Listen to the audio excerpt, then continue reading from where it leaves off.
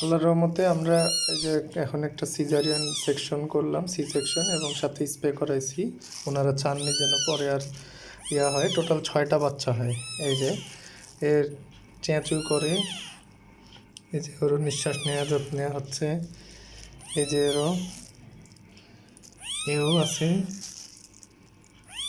এরও হয়, এরও নিঃশ্বাস আছে। হ্যাঁ, তো সবচেয়ে আশ্চর্যের বিষয় হচ্ছে এই যে দেখেন টোটাল 6টা বাচ্চা।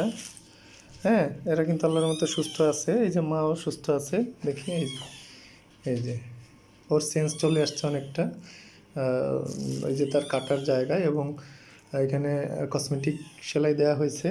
কিন্তু তার সিজারিয়ান সেকশন যে করতে হয়, এই যে আসল কারণ। এই দেখেন একটা ইম্যাচুর বেবি, এই ইম্যাচুর বেবিটার কারণেই তার সমস্যা হচ্ছিল। প্রায় 5 দিন ধরে তার ব্লিডিং হচ্ছে। হ্যাঁ, প্রায় 5 দিন ধরে তার ব্লিডিং হচ্ছিল।